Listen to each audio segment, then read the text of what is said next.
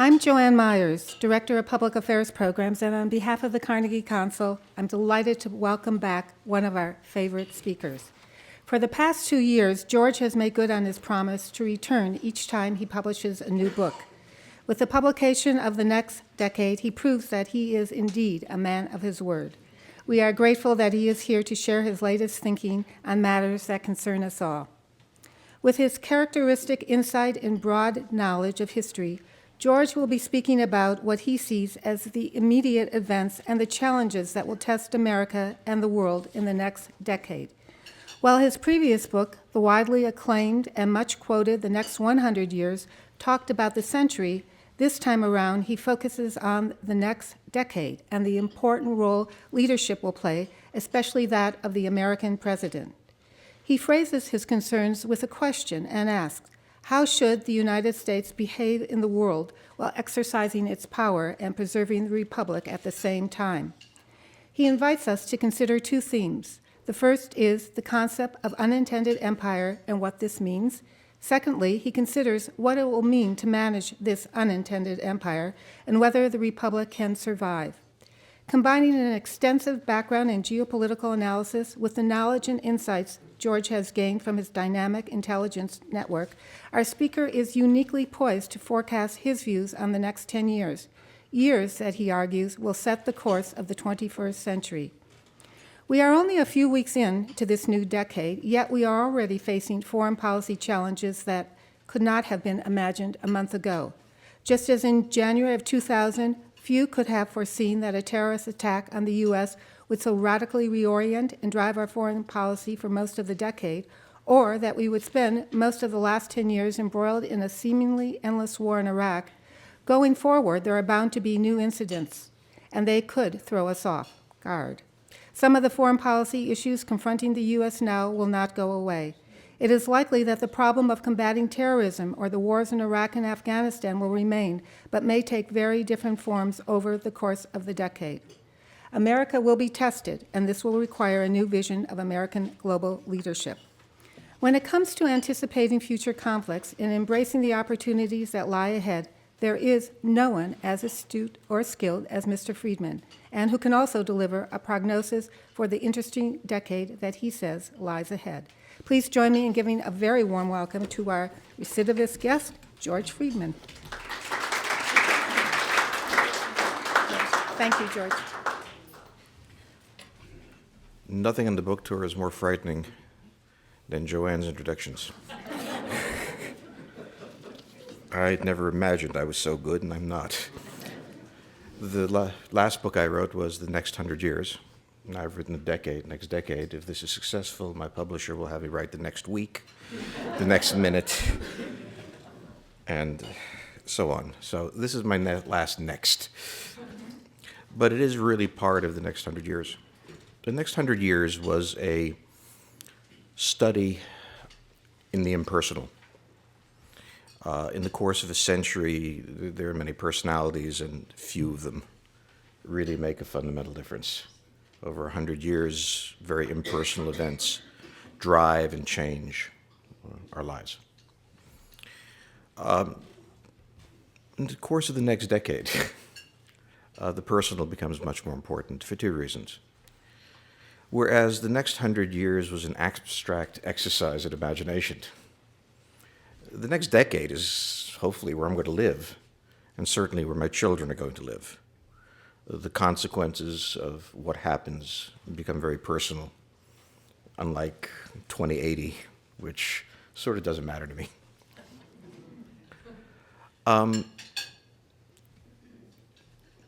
Also, in the course of a decade, policy matters. Whereas there is a sort of futility in making policy in the course of a century. In the course of a decade, decisions matter. They can change things. And the crises we face have to be coped with. We can have a sense of aloofness that, in the end, all human efforts are irrelevant. But when you think about the next few years, yeah, it kind of matters what they do. And so this is the other side of it. The next decade is about policy. And it is kind of the first time in my writing that I actually take policy decisions. I've always avoided them because opinions are like noses. Everybody has one. It's actually more vulgar than that, but I won't use that here. But here I will try to phrase, because in shaping the meaning of the next decade, you can't avoid identifying the real issues, and how you identify the issues defines a great deal of what policy means. And to me, what this decade is about is coming to terms with what I call the unintended empire.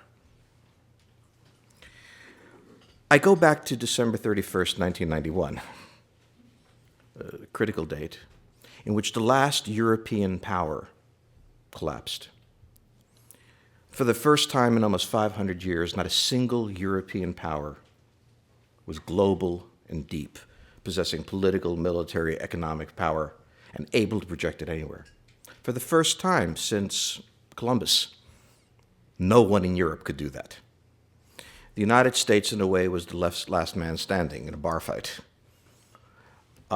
It had extraordinary power. It had no idea what to do with it. For the first 10 years, it didn't even think of itself that way. It simply was, and life was easy. And Frank Fukuyama wrote of the end of history, and it was what I call the giddy springtime of the bourgeoisie. You know, it's a small world after all, and Citibank can invest anywhere it wants. And Citibank did, didn't it? But underneath that, there were serious problems, which we discovered on September 11th, 2001. And the next decade was entirely about an obsessive war against terrorism and in the Islamic world. Not a frivolous war, but not necessarily the most well-thought-out war. So we went from a vision of universal peace from Kant to a vision of the long war, and we were spun and whipped about because we had the worst of both worlds. We were enormously powerful, and we had no conception of how to manage that power.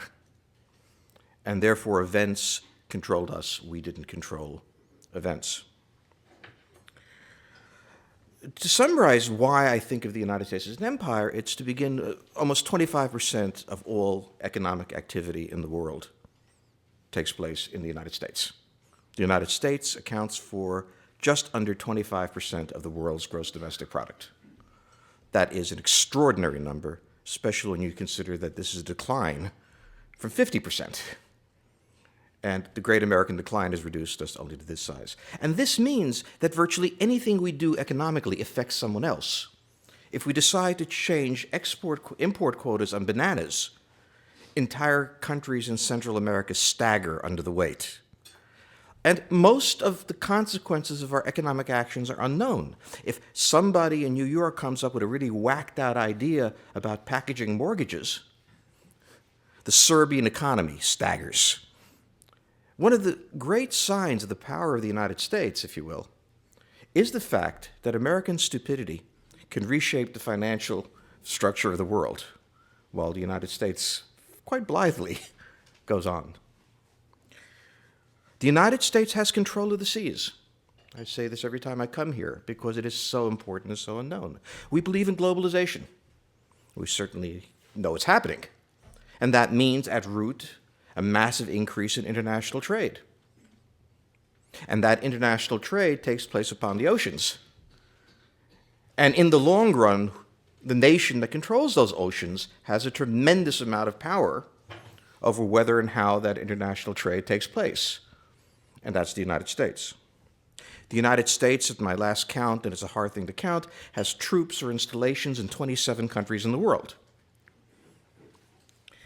Now, you may cut back the number of troops in the world, but you're not going to cut back your economy so that you don't get entangled in the world.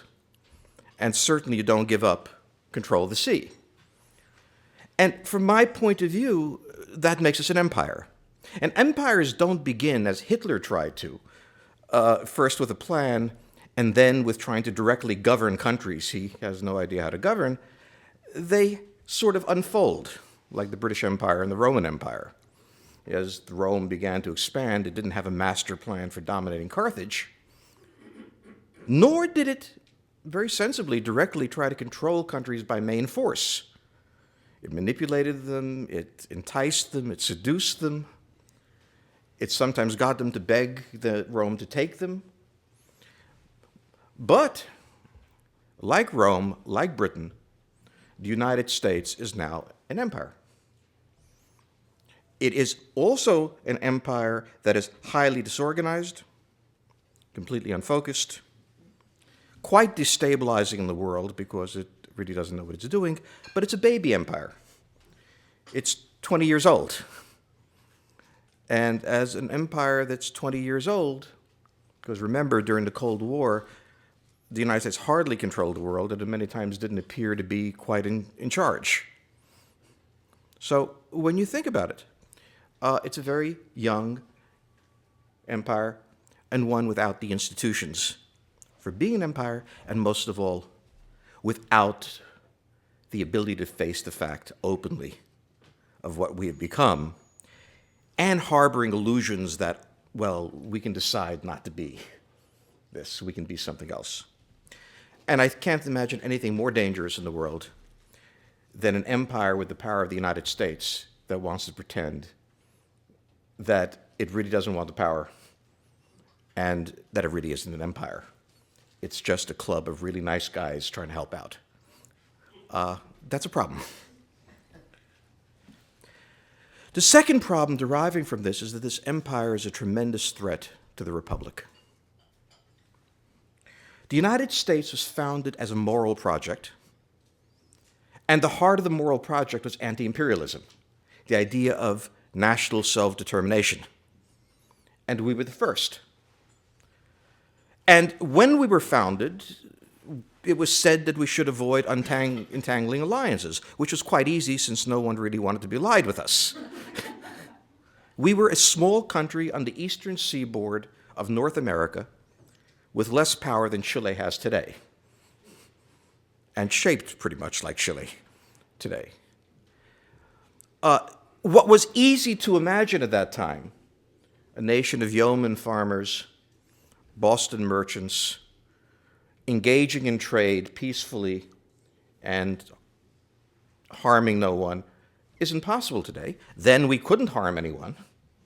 Today, every decision we make hurts or helps someone. Because of this, we not only lack imperial institutions, we don't want them. If I were to go to Washington and make the speech in front of the Senate, I declare the empire, let us create the colonial office. Well, there are enough crazy people in Washington, they'd listen to me. But this is running totally counter to the political culture that our founders created. We have a national security apparatus that grew up in the Second World War and matured during the Cold War, but it's wholly unsuited for the management of anything less than the crisis, and not always that great beyond that. We are crisis-driven. In other words, when there is a crisis, we could respond. When there is no crisis, in the sense when you have an endemic problem, we have 16 intelligence organizations, a State Department that is occasionally listened to, a Defense Department at war with itself, a National Security Council that is supposed to coordinate everyone else. It is a marvelous instrument if you're the Keystone Cops. If you have a 9/11, it does come together because the president now pays attention. But we have a presidency that is inherently weak and can't govern this. We have to remember that this is what our founders wanted. Our founders did not trust the state. The intention of the founders was to create an inefficient state, and they did it. Divided between three groups of government, a federalist system, a legislative system divided against itself and able to make its own rules. The founders got what they wanted. A state which is not a danger to the people, save that in a world where every day we have an endemic decisions to make, the regime we have is in many ways unsuited. And this is the danger to the regime, which is that as we adjust ourselves to deal with a dangerous world, we undermine the Republican virtues, the Republican institutions that it was founded on. We have this problem. We are a republic. The institutions of the republic are not suited for managing the vast power we have. We therefore create workarounds, usually through the executive branch, for dealing with this. And in fact, the necessity of what the world demands creates powers that undermine what the founders created. It is not clear to me that the Republic can survive. And I say that very unhappily because I regard the moral project as central to the United States. And yet, as with Rome, as with Britain, institutions must change. And the way we have changed it since World War II was to imbue the executive with enormous power, because that's how decisions have to be made. The executive is unstable in the way that the executive branch has evolved. Decisions are made, and you frequently cannot understand how the decisions are made, and multiple decisions are made that sometimes run against each other. And in the course of this, the air is being sucked out of the republic. In other words, since the executive branch is making these decisions, many times what the other branches, or certainly the states, want is irrelevant. And this is the crisis of the next decade. The crisis of the next decade is here we settle into the post-Cold War world, in which American power must find its balance, and the only institution that can find the balance, the executive branch, could very well undermine the Republican institutions that we value. This is the crisis of the next decade. And this is why I said, in identifying that, I'm in the world of policy.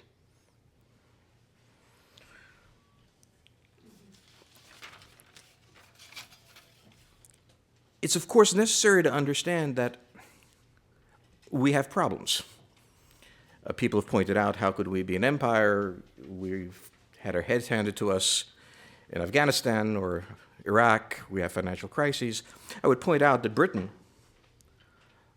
lost a war against a group of insurgents in North America that lasted 7 years, and had a financial crisis in 1825 that would curl your toes. Had something to do with Latin American bonds for nations that didn't exactly exist. That created a massive depression. In 6 AD, the Romans got whooped by the Germans, Arminius, at a battle that decided the shape of Rome, that it wouldn't take Germany. This did not determine the next century or 2 centuries, 3 centuries of what would happen. The mere fact of disorder, of failure, is inherent in the building of an effective empire. And just as the British learned something from the way they tried to control North America, and the Romans certainly learned a great something about not messing with the Germans in the Teutonic forests, the Americans are learning a great many things in Iraq and Afghanistan. And the most important thing is this. The Romans and the British did not govern by sending large numbers of troops to occupy and rule countries. They sent a small number of troops to govern a large number of native troops and a cadre of diplomats whose job it was not to run the country so much as make political alliances with people in the country so that they could run it for their benefit. There were certainly crown colonies and directly controlled colonies in places where this failed, but this was the model. The United States' problem is that, drawing on its memories of World War II, it resorts to main force as the first recourse. The United States, since the end of the Cold War, has invaded, that I count, 7 countries, including Haiti, which we do for practice regularly. Toward what end, I don't know, but it seems to be part of what we do. And in each case, the mission was to land the military and turn the United States military into a force for building nations. Militaries are forces to defeat enemy armies. Social workers, they're not very good at. People who can negotiate complex relationships among myriad tribes, they're even worse. My daughter was an intelligence officer in Iraq, and she did a very good job. She did not speak Arabic. I'm not sure how she could possibly have managed the job, but that's not a bar in the United States. The British Empire was governed by very eccentric people who studied at Cambridge and then went out and spent their days speaking Farsi. Our empire is governed by people doing a 5-year trip before they get a job at Goldman Sachs. Not all of them. We do have a professional cadre, but that professional cadre is the least powerful in government. And the use of main force creates profound problems. And let me lay this out in the question of Iraq and Iran. There are many arguments for the invasion of Iraq. I'm not one of those who says this was just a stupid thing. It was a complexly stupid thing, but it was not one that was frivolously undertaken. And I think that has to be understood. Nevertheless, it took a fundamental thing, the balance of power between Iran and Iraq, bloody as it was, and destroyed it. It didn't intend to destroy it. There were 3 missions in the invasion: to destroy the Iraqi army, to destroy the Ba'athist regime, to replace it with a powerful pro-American regime. Step 1, good. Step 2, great. Step 3, a problem. It became very difficult to create a regime. And it became difficult to create a regime because the Iranians had a deep interest in Iraq. They didn't want another war in which they had 1 million casualties. And they had what I call negative control. They couldn't dominate Iraq directly, but they could stop other people from simply dominating Iraq. We now have a terrific problem, and it's the Iran problem. And why we say it's the Iran problem is that not because Iran is developing nuclear weapons, as the Israelis have now conceded it'll be 3 to 5 years, whether it's a virus or the fact they don't know what they're doing really doesn't matter. They are the major conventional military force in the Persian Gulf, the largest. Absent the United States, the Iranian conventional military is the dominant force. Not because the Iranian military is brilliant or anything like that, but you measure conventional force by who you're facing. They can overawe the Saudis. The United States is now committed to withdrawing from Iraq. If the United States withdraws from Iraq, I don't think the institutions we've left behind are capable of resisting the Iranians. It's not an accident. Just before the talks, Muqtada al-Sadr, the serious pro-Iranian figure, shows up in Iraq again. We have sanctions. They have Muqtada al-Sadr. And this is one of the problems. If the United States stays in Iraq, we do not have sufficient force with 50,000 or 30,000 or 20,000 people to impose a reality on Iraq. We didn't have enough with 170,000. We do have enough to fill body bags if the Iranians decide to support some of the Shiite and Sunni groups that they have relations with and want to activate them. It becomes a very complex situation. We are not deployed to block the Iranian armed forces because many of the people there are trainers from the Air Force and they're in the wrong place and so on. So we either rationalize our force in Iraq and increase it from forces we don't have because we're in Afghanistan, or withdraw. If we withdraw, Iran will fill, or try to fill, and I think they'll be successful, and fill the space we leave behind. And they will be in a position to influence events in the Arabian Peninsula, which does matter to the world, since that's where the oil is. When you do that, the Iranians don't have to invade. The Saudi calculation will be, having watched the withdrawal from Iraq, that it's unlikely the United States is going to come back in. The Iranians aren't going anywhere. They can buy all the weapons they want. They're not going to construct a viable military in a meaningful period of time. They're going to have to do the unthinkable to them, reach a political accommodation with the Iranians.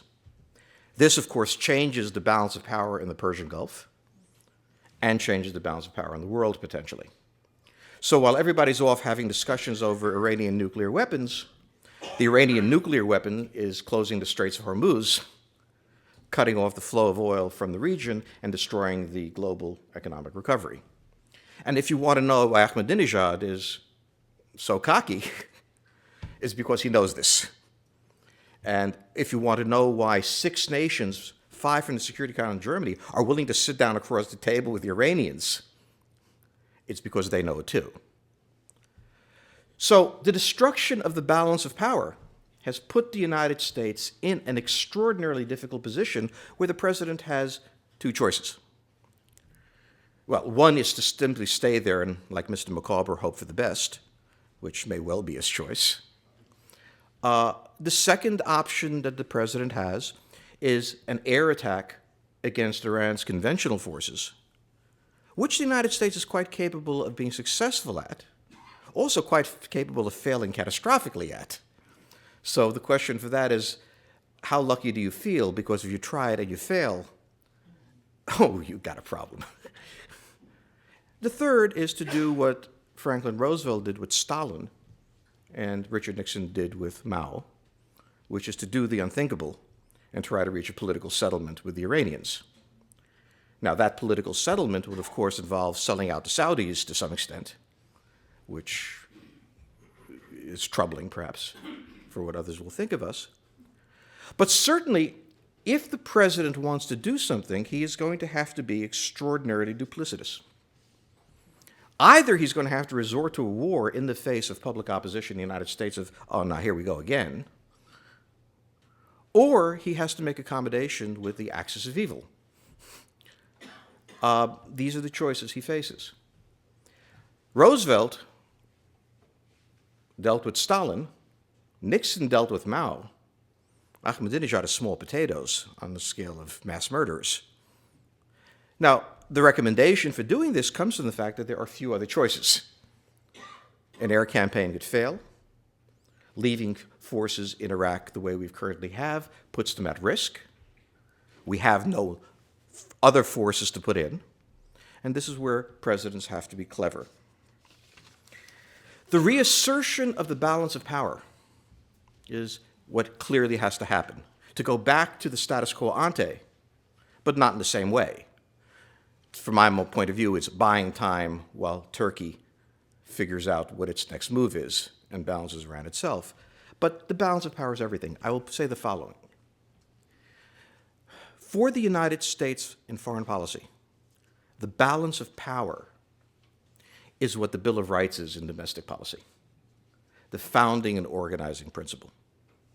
A power the size of the United States cannot operate in the world directly and overwhelmingly. It has to be subtle, manipulative, clever, and Machiavellian. And if it does that, it relieves pressure on the Republic. The pressure on the Republic is that by moving directly from 1995 to 2005, the institutions of the federal government suddenly swell enormously. Please go to your local DHS office, Department of Homeland Security office, and destabilizes the domestic balance. If we have a stable, ongoing, understandable foreign policy in which we use minimal force, not because we're afraid of force, but because it's a more efficient way to manage the international system, then the pressure suddenly releases on the democratic institutions. Because, for one thing, you have less public servants. Public service is a very real thing, and I value it. But when you have as many public servants as the United States has, you have both an inefficient and a confused system. And everybody is looking to exercise power, and they do. And one of the places, apart from the inefficiency in the international system you get, is a tremendous pressure on the other institutions of the Republic. because there are just so many of them. There are only 100 senators, and there are, I think, 42,000 people in the Department of Homeland Security, all of them making decisions. And their intent is not bad, but institutionally, the imbalance between the executive branch and the rest is overwhelmed, and therefore you step down the direct action to a smaller cadre. One of the things I've said about the CIA, it has only two problems: too many people and too much money. If they had less, they would do more. They don't agree with me. When we look for models, we have them in American history. We have Lincoln, who said, "I hope God is on our side, but I must have Kentucky," who made his deal with the slaveholding states because he had to maintain the balance of power. He needed to have Kentucky to balance off Tennessee. Or Franklin Roosevelt, who on the days that he was talking, his staff was talking to the British about entering the war, was making speeches about how we'll never do that. He lied. And that lie was necessary to manage a republic. So the paradox is that in a healthy democratic society, a president who is cunning in his leadership and who is gentle in his management of the international system and manipulative of others becomes much more effective. It is not a model of a president that we celebrate in the League of Women Voters, but it certainly has to do with Jefferson when he decided against all norms of our republic to buy the Louisiana Purchase. And thank God he did, because he needed to. And he also did it very personally and without setting up the Department of Louisiana Purchase Management and everything else. We have a debate in our country between idealism and realism in foreign policy. I think this debate is one of the hallmarks of the immaturity of the Republic. Power has no meaning without morality. In other words, what is power without an end to which you intend it? It's Belarus. I mean, what is having this kind of power if you have no vision of how to exercise it? You lose the power very quickly. But there is no morality without power. I mean, what there is good intentions and being a really nice person. But morality requires power in the way that Churchill used it, or Roosevelt used it, or Lincoln used it. There is no power without reality. You cannot have power if you have an unrealistic view of the world. If you are either sentimental or ideological in the sense that you fantasize the way the world should be, because there is no reality without honesty. So the foundation of a moral state is an honest state. It is a state that is in touch with reality and shapes its power toward that end. We are a nation that very reasonably is not in touch with reality. The national slogan should be, "What me worry," if you remember Mad Magazine and Alfred E. Newman. And it should be that because we didn't expect 1991 to happen. Our mind was wrapped up in a Cold War against an enemy that was worthy of our medal, as Churchill said. It was also one that frequently looked like it was winning. So the idea that the United States was the dominant power of the 20th century, well, that's unrealistic about the 20th century. In the first half of the 20th century, we were a marginal player. In the second half of the 20th century, we thought of ourselves as fighting for our lives. And then suddenly one day we woke up and said, never mind, and we went on. We have not yet come to terms with what happened in the fall of the Soviet Union and how it's changed, not just the world in which we live, but the nature of the problem of the Republic. We were very happy in an odd, bizarre way when 9/11 happened, all of us. We had a problem. It was pressing, it was dangerous, it required immediate thought, and we were very busy. And we could avoid the question, What exactly are we doing? And I say this because we are in a war against terror. I'm against terror. I do not want to, I'll be very honest, I don't want to be blown up. It's silly of me, but that's the way it is. But the fact is we cannot defeat terrorism. It is a mode of operation. It will happen. It happened in Moscow the other day. It will happen everywhere. It is something we must attend to, but it is part of a broader foreign policy of which it is one piece. The creation of a great global war on terror, I sometimes joke, it's like after World War II, during World War II, FDR had declared a war on aircraft carriers. Terrorism is a mode of war. We have an enemy, Al-Qaeda. We've done fairly well against it. There will be other enemies, but there are other parts of the world that bear watching. China, Russia, Germany, oldies but goodies. It was wonderful to be able to focus in and call it the long war and declare this is all we're going to be doing for the next century.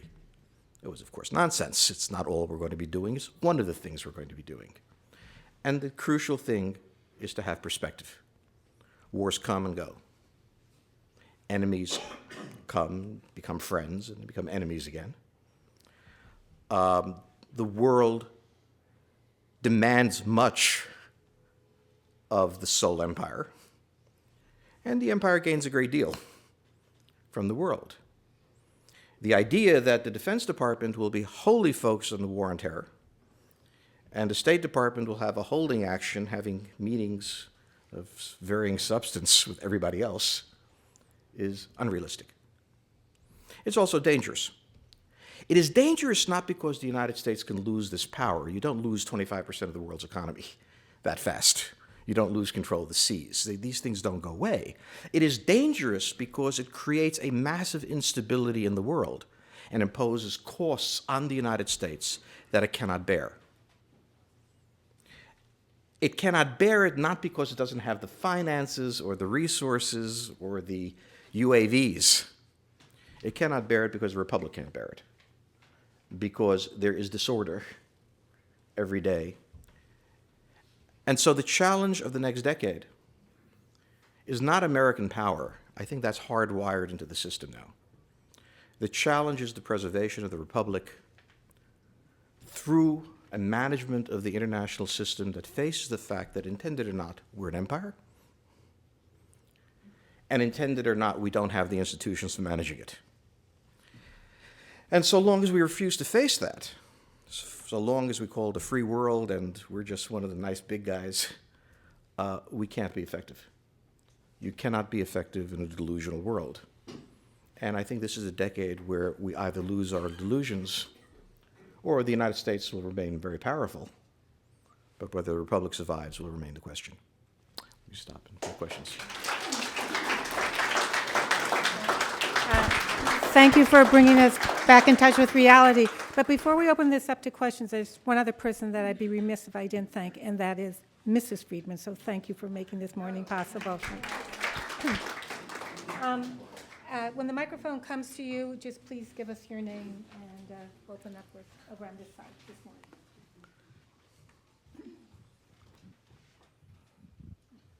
Susan Gittleson. Hi. Thank you for your marvelous insights. But may I extend your analysis both through time and space? Time, because the United States faced this question of transition from republic to empire really in 1898, the Spanish-American War. Suddenly, we were in the Philippines and Cuba and so forth, and President Teddy Roosevelt, turns out, was quite happy about this and didn't mind extending the borders of the United States. Secondly, when it comes to space, you have been concentrating mainly on the Middle East and on the military area. But most of the time, these days, we talk about the competition from China. China, which just developed a stealth bomber, of course learning from the United States, and is our major concern for trade. China is also expanding its military force in the oceans. So in order to have a more complete picture, I think it would be helpful to bring the time and space into your dimensions. Fortunately, there's a chapter in China in my book. And I won't get into it. I could only pick one area, and I chose that one. You're certainly right about Teddy Roosevelt. I mean, it's been a long march to this position, and we had our training wheels, if you will, in the Philippines and in the Filipino Rebellion and in their first counterinsurgency outside of North America. But that was the Philippines, and that was Cuba, and that was nice. And it was in a world where there were real empires like Britain and France and the Netherlands, all of whom had far more holdings than we did. So what I'm saying is not that we did not encounter the problem of empire before, but those things did not press in on the Republic the way it does today, nor were we in a global position that we are today. When I focused in, of course, on the Middle East, it strikes me as the immediate problem and one that illustrates the issue of balance of power most clearly and most immediately. I have other things to say about China, and I'll be happy to carry on for an endless period of time. And I do like the term that they got from the United States. They got their stealth bomber from the United States the old-fashioned way. They stole it. But they still have to manufacture it in large numbers, so that's the story there. But you're absolutely right that this is a story that has to be told about the world, and I have endless and tedious chapters after that going on that.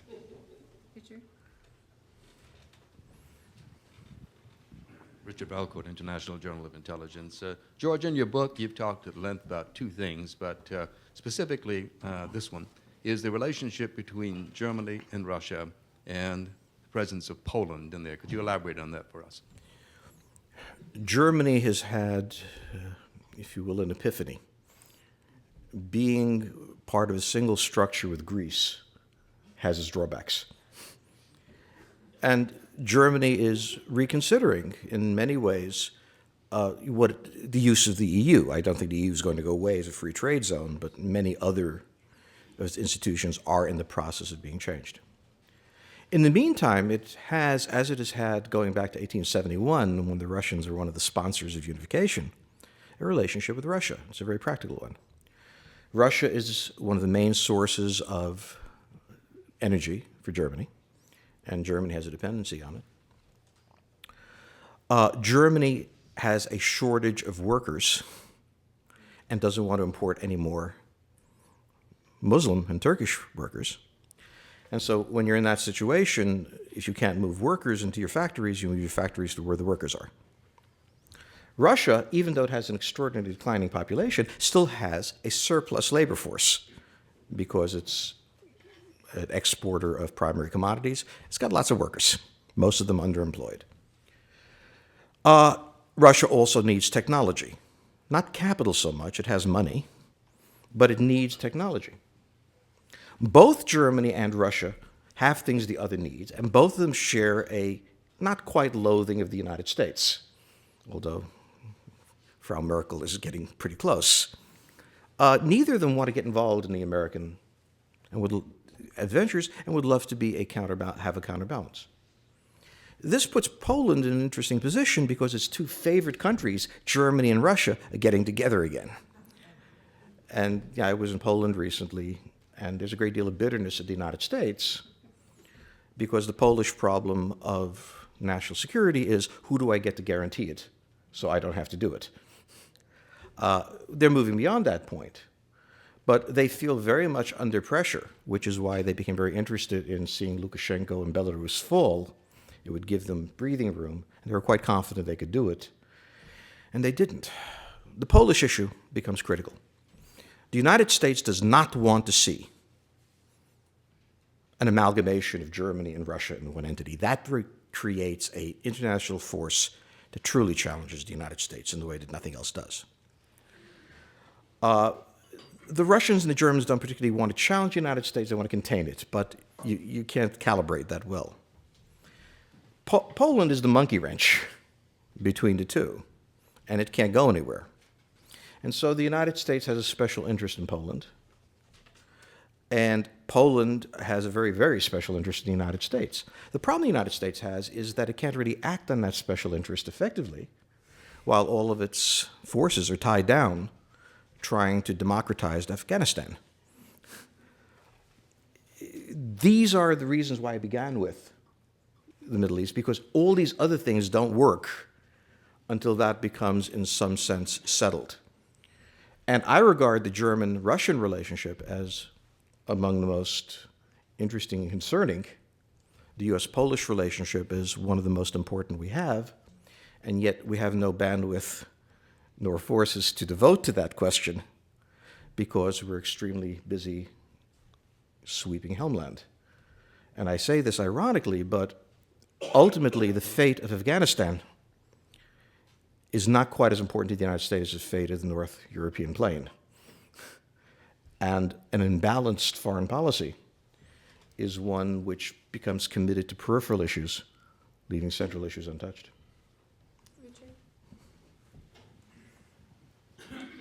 Richard Horowitz, could you give us some of your thoughts on the recent events in Tunisia and how the rioting is spreading through other Arab countries? Well, yes, and let's not do another green revolution in Iran and the Shah and the Ayatollahs are about to fall. The ability of the Western media to overestimate the events. What happened in Tunisia was extraordinarily important to Tunisians. The outcome of this revolution is very much unclear because there are any number of forces inside of Tunisia that are manipulating it to their ends. And if you want to look at what influences Tunisia, you look at France, you also look at Algeria. A few thousand Egyptians thought this was a marvelous idea, let's do it ourselves. But that does point to a very important question. Egypt is the center of gravity of the Arab world. For the past 30 years, it has been both pro-American, it has been neutral to friendly to Israel, and has been generally inert. Hence, the North African theater, if you will, of the Arab world has been relatively quiet. It is not clear what's going to have to happen after Mubarak. I remember that after Nasser died, Sadat was declared to be a temporary placeholder who wasn't up to the job. After Sadat was killed, Mubarak was announced to be a temporary placeholder who wasn't up to the job. Now his son, Jamal Mubarak, is being declared to be a temporary placeholder who's not up to the job. So the track record of Egypt specialists is not something I would have bet on. But as Tunisia goes, so goes Chad, as we like to say. And that doesn't bother us particularly. But quite independently of anything that happens in Tunisia, what happens to Egypt is the single most important question in the Islamic world. Should the Muslim Brotherhood or allies come to power in Egypt, should they abrogate the treaty with Israel and reactivate the Sinai Front? Should Saudi money, terrified of Iran, flow into Egypt to arm Egypt? It gets real interesting. Now, from what I've said, the proper answer is to slowly tiptoe out of their way. The Iranians and the Egyptians and the Saudis are going to fight. Ooh, yes, nice. Leave. And allow national self-determination to take its place while making pious pronouncements, if that happens. So this, properly managed, could be beneficial to the United States. It could also be catastrophic, mismanaged, but then we don't even know if it's going to happen. Now, given that statement, which if you think about it is pretty cosmic, who in the United States deals with this, who actually has power to make decisions about this? Now, there are many people writing papers. They're not the ones who have any authority. The people who have authority don't have the bandwidth to worry about Egypt. They're tied down with a lot of other things.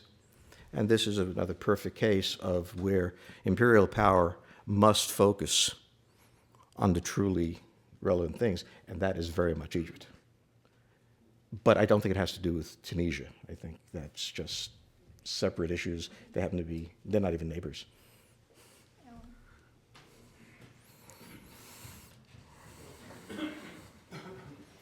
Alan Young, you talk about the threat to the Republic developing since the fall of the Soviet Union and the creation of this unintended empire since 1991. There have been, as I'm sure you know, lots of writers, including many people who've spoken here, who've talked about the national security state and the imperial presidency as having developed after the Second World War and creating also the same concerns about the Republic and the Republican institutions that you talk about. Now, how do you differ from those writers who believe it started in 1945 with the beginning of the Cold War? If you read the autobiography of Mark Twain, he's worrying about this in the 19th century. And if you read people like Thoreau on the Mexican-American War, they've been concerned about this. The Americans have been concerned about the growth of American international power and its effect on the United States for a long time. My argument is up till 1991, it was theoretical. Yes, there was pressure. Yes, there were problems. But 1991 radicalized it. Okay? The fall of the Soviet Union created a radical new global order. I will not call it New World Order, or I'll be getting emails for the next 6 months. It left the United States in an extraordinarily different place than it was before, giving it the opportunity to surge into areas that it didn't surge into before. Kosovo is an example, Bosnia, I mean, all of these interventions were there. And it also, because of the war on terror, created an imperative for an internal security apparatus that never existed before. So I'm not arguing that there's not a continuum. I mean, going back to the 19th century, this has been a concern, and it's been an intensifying concern. What I'm arguing is that the international situation has radicalized itself in a way that makes it impossible to back off. Okay? So Eisenhower could warn about the military-industrial complex. And I think in the 1980s or 90s, there would be some elements to pull back and so on and so forth. My argument is we can't stop. We will be an empire regardless. I'm giving no warning that let's get out of being an empire and go back to something safe. I'm saying we have the empire. There is no going back. We have to harmonize the empire with the republic. I think that's a somewhat different message, because I think Mark Twain would have said, you know, this is simply despicable what we're doing with the Filipinos. Let's stop. I'm saying there's no stopping. There's no getting off the train. We're going. We now have to harmonize it. And I think those two things make my view somewhat different. But I get to stand on their shoulders and use their phrases.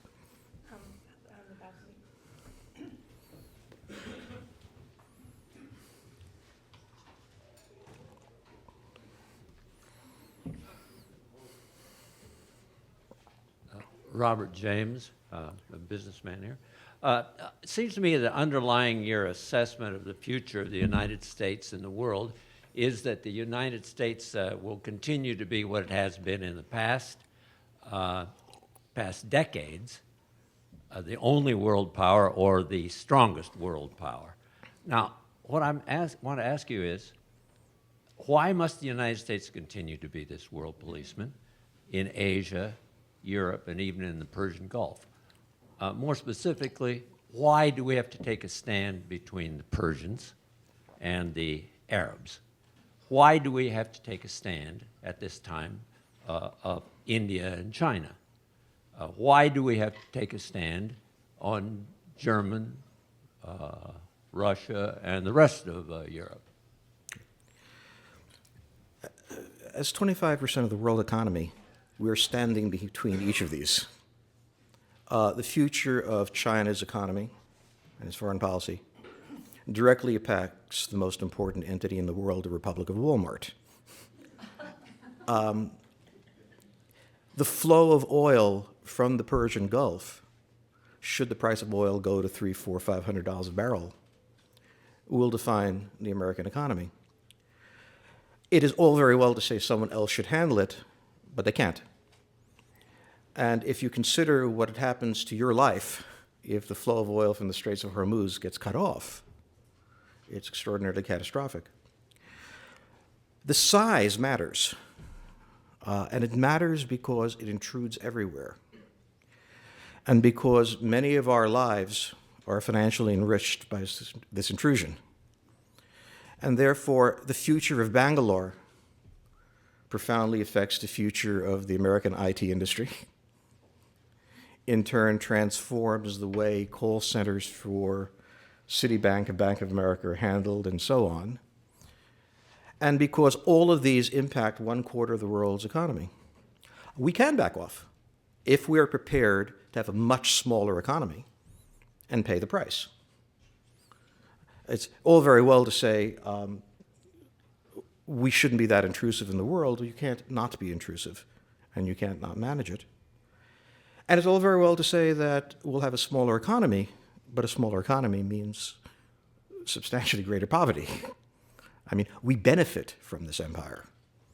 And many companies, and we can go through all the details, are intertwined. We also benefit from control of the sea. We get to invade other people, and they don't invade us. Very good. When we do stupid things, the Iraqis and the Vietnamese can't chase us home. Now, we could stop doing stupid things, but we show no inclination toward that. So control of the sea ultimately allows us to decide whether China is going to be a great power or not. Something the Chinese know, which is why they're building stealth bombers and missiles and everything else, because we can simply cut off China's ability to trade. This is a tremendous bargaining chip, and one I'm afraid that President Obama didn't bring up, but the Chinese know it anyway. My argument, therefore, is we benefit greatly from the empire, and we can't have our cake and eat it too. We can't have the benefits of this vast global capability without paying a price. It's very nice to say, well, we don't really care what happens in India, and we don't care what happens in China, we don't care what happens in the Middle East, let them go their own way, but we do care. It matters a great deal. And I could, very well argue that if we screw up with Iran, and it results in the closure of the Straits of Hormuz, this country will have a depression. Between the financial crisis we have and energy prices at $400 or $500, and this is what I mean by getting on the tiger. You've gotten on the tiger. It's hard to get off. The tiger may turn around and eat you. So I will argue that we have to do these things because the direct consequences of the failure to do them will affect our everyday lives. Last question. Ron Berenbaum.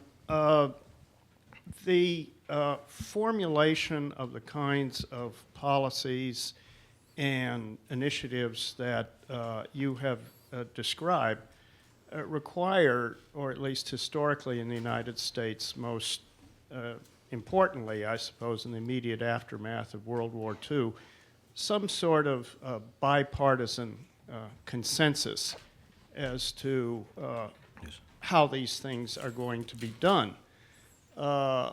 What do you see as the prospect of that? It doesn't look too good right now. How do you think that this would be the most important task, it seems to me, required of what you describe as presidential management? Well, it also, I think, requires the virtue of citizens. We have the political order that we want, and it's the way it is. You're right. I mean, this is the most daunting task, and the reason that I say I don't know that the Republic will survive. The immaturity of the American public is the greatest burden. First, I don't think they understand how much they depend on this, personally. It seems to them elective. Secondly, they are focused on all sorts of exciting issues that are tangential to this. We know that the Romans worried about the price of taxes on wheat, but at the end, when we look back on it 2,000 years later, it was kind of a side issue to some fundamental other areas. Our republic approaches the question of empire as if it's optional, and therefore they have a debate, but they don't have a debate about the republic. They have a debate about doing something about Islam. They have a debate about doing something about communism, all of which are virtuous things to discuss, but there are other things to discuss as well. The trace in the United States is this. We're 200 and some odd years old. The American public has never had a particularly balanced view of international relations. It hasn't had time to grow into it, very much like Rome. At a certain point, the generals took over, and in all the histories, the generals were greedy. They took over because they couldn't let the idiots in the Senate keep doing it, which has nothing to do with our Senate, which is excellent. But look, I mean, the fundamental question is, can the American public honestly confront who they have become and accept the limited options that they have? If they continue to want to have side issues, or if they want to continue to argue, well, let's just not do this anymore, I don't like this game, we have a serious problem. I'm not saying that I'm saying the United States as a country will dominate for a long time. I am not saying that a republic will survive. And that is where the policy issue comes in, and that's where the crisis is. But I'm also not blaming our politicians. Our politicians are us. They're addressing the issues we want to address at the decibel level that we use ourselves. And therein lies the crisis of the next decade. Once again, thank you so much.